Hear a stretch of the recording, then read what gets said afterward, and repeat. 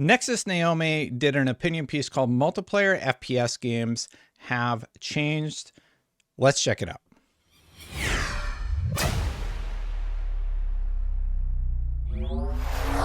Not sure if this one will see the light of day, but it was sent in. Let's watch it.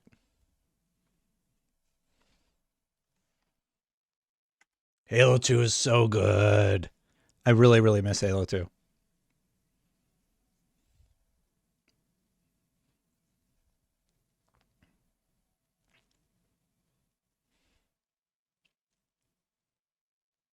Call of Duty, good stuff.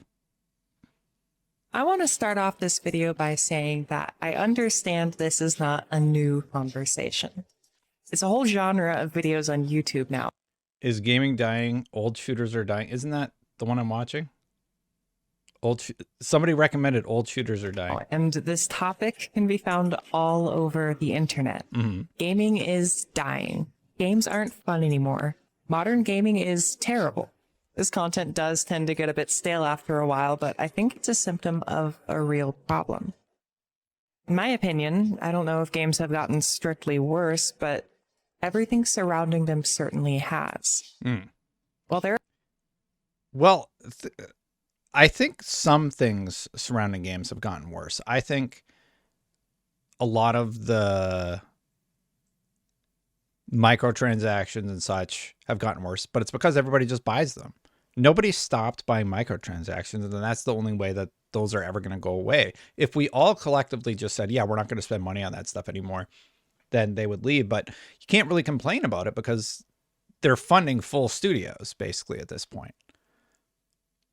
So yeah, but if you talk about like Xbox Live, I think Xbox Live has gotten a little bit better. It was horrible when we started out. There are still amazing games that can still be found today, and while bad games can still be found from the past, I think there are a lot of worrying trends that I'd like to take a look at in today's video. I would agree with that. Specifically in the realm of first-person shooters. Okay. To give a little bit of my personal history, Halo was the very first game I ever was introduced to. My dad would boot it up for the original Xbox and would let me play co-op with him. That's awesome. I didn't really get into multiplayer at the time, but that was pretty much the first experience and exposure I had to gaming. And that forever left a huge impression on me. Star Wars. Eventually, I would move on to different games. The OG Battlefront 1 and 2, Battlefield 4. God, this was like a really good era for first-person shooters. Halo, Rainbow Six 3. I really love the games that she's bringing The up. later Halo games, and the original Destiny was always one of my favorites too. I love the original Destin. And of course, I fell in love with Titanfall. There are others I'm forgetting to mention right now, but these games helped shape my childhood and my gaming experiences growing up. A lot of them I have really fond memories with, and a lot of them still hold up when I go back to revisit them. And some I really just haven't stopped playing since. But when I look at modern FPS titles, specifically multiplayer shooters, I can't help but feel let down. Don't get me wrong, things from the past and whoever this footage is from, I think it's from her. She's better than I am at Destiny. Especially from our childhood, we tend to remember the good parts of them, and the rough edges or incomplete sections tend to fade away in our memories. No. It's easy to write off this feeling as nostalgia, because that is certainly part of why we look back on older games so fondly. But I'd like to posit that that's not the entire case.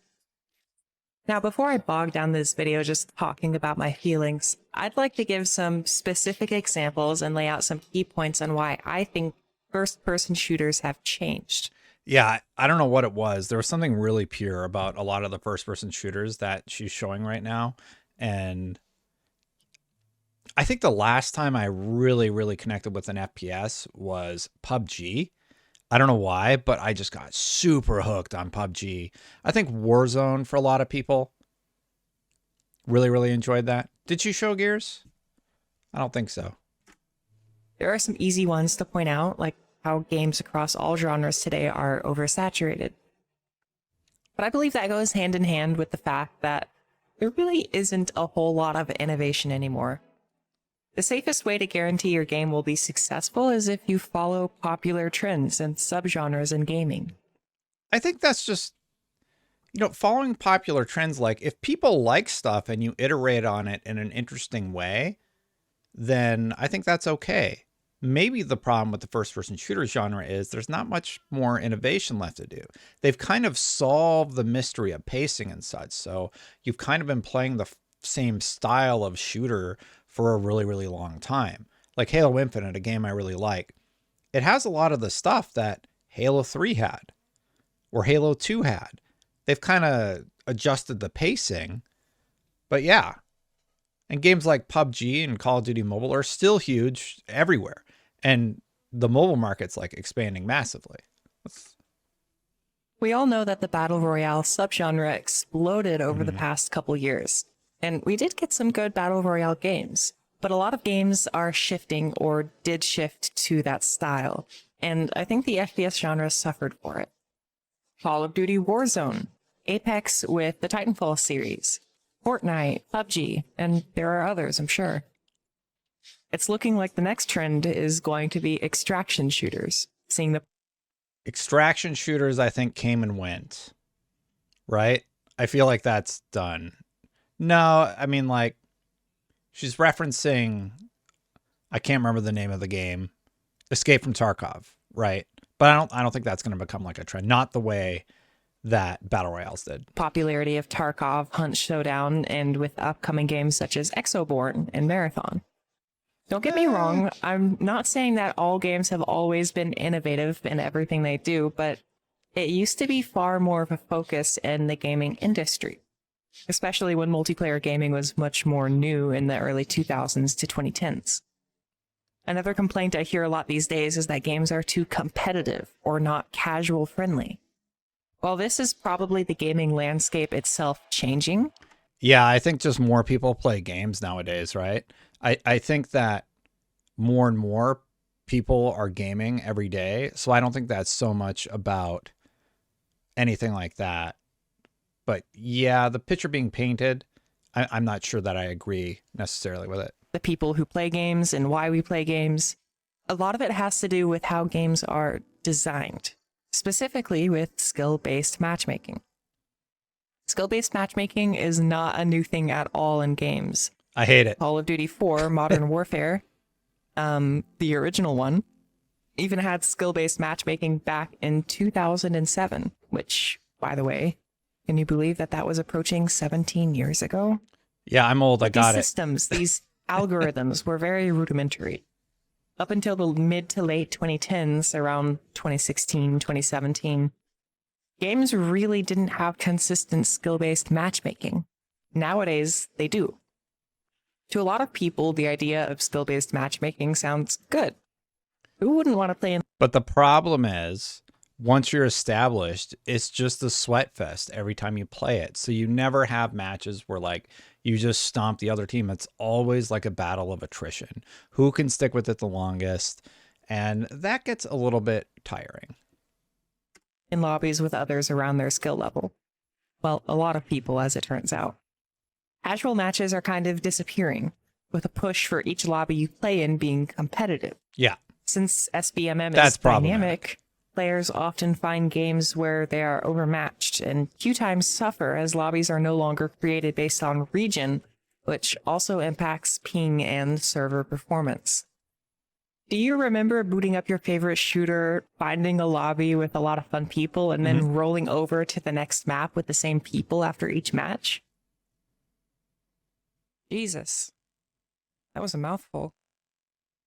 What? That just doesn't really happen anymore. You're usually thrown back out to the lobby, and the matchmaking has to go through its process, finding the optimal groups of players around your skill level.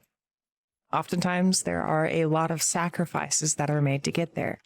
I think that part of the reason that happens is because game designers said we have a higher retention rate when we use skill-based matchmaking than when we don't. And that's why it's like the standard, right? Because otherwise, you're only going to have 50% of your player base stomping the other 50%. And that's how it's going to be all the time. So, yeah. I think Warzone is pretty good also. I think people poo-poo on Call of Duty because it's cool to poo-poo on Call of Duty. I think Warzone's great. Another issue that comes with modern game design is live service games. This topic is especially one that's been discussed to death, so I won't really beat the dead horse here. I'll say live service games are on the way out. I think the live service bubble, there's another video from Bellular who said the live service bubble is burst. Totally agree with that. I think they're dead. More than I had to. Progression systems in games used to be everywhere. The more you played, the more you unlocked. Everything was available at launch. If you threw yourself into a game and devoted yourself to it, you were going to be able to unlock a lot of cool stuff, whether that be skins or emblems or whatever the game offered to reward you for simply playing and enjoying it. Nowadays, a lot of that progression is oftentimes just relegated to either microtransactions, or they've been locked behind a paywall, or they're locked behind predatory live service progression systems. And what I mean by that is that there are incentives to keep players logging in every single day. You gotta log in to collect your new item, but you gotta make sure you're following that battle pass before it moves on to the next one. There's a huge sense of the fear of missing out, the FOMO, that really wasn't present in older games. I think the recent hashtag drama of the Game Awards perfectly illustrates this developer mindset. If you don't know, Christopher Judge, the voice actor for Kratos in the new God of War games, made a joke, made fun of the new Call of Duty campaign Link. And the response from those COD developers is so enlightening. It's all about metrics. Absolutely. And that's the problem.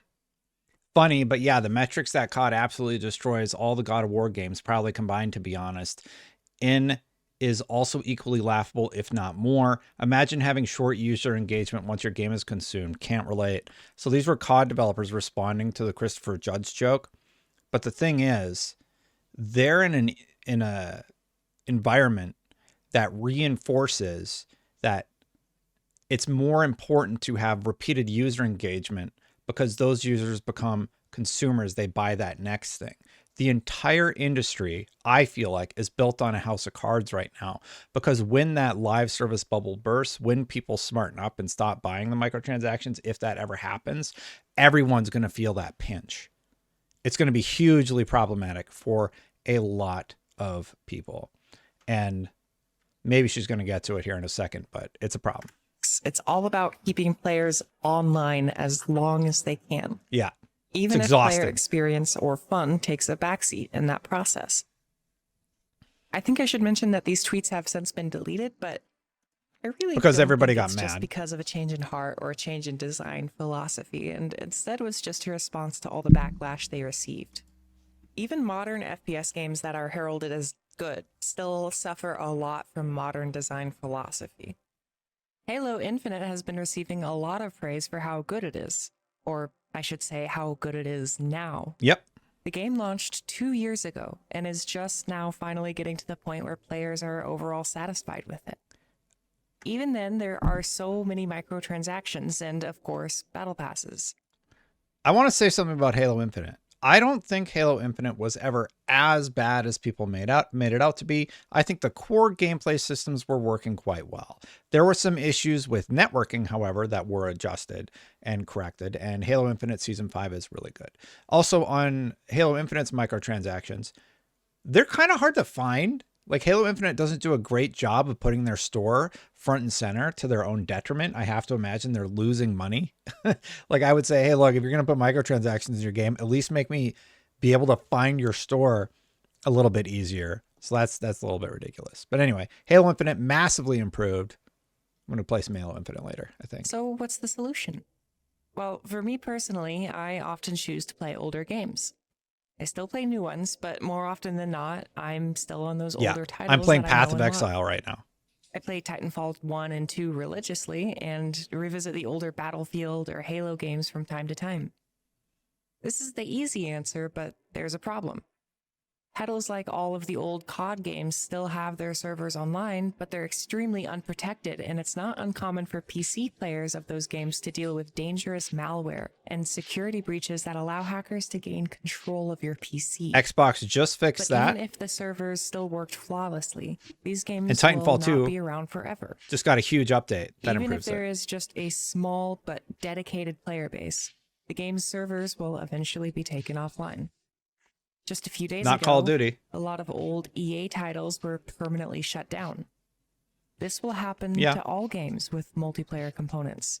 Games that are and were primarily multiplayer will well and truly die when those servers are powered down for good. Probably correct. There have been some companies that allow fan projects to recreate old server infrastructure, or even more rarely, release the server code themselves. Yep. EverQuest Project 99 comes to mind. Oh, the original wow. game has been faithfully recreated to allow users to still hop online, just about a quarter of a century later. But there are so many more games that just fade away forever. Original Titanfall. Never to be truly experienced again, and that makes me really sad. There's been a lot of discussion these days around people who have the desire to archive and save old game titles that are disappearing. Yeah. Which is awesome. Like, it's amazing. And I have a lot of respect for their work. I hope eventually multiplayer titles will begin to have more of a focus in those projects as well. It's not. And maybe one day it's not as there easy. Could be an expectation of releasing old server code as a way to preserve history.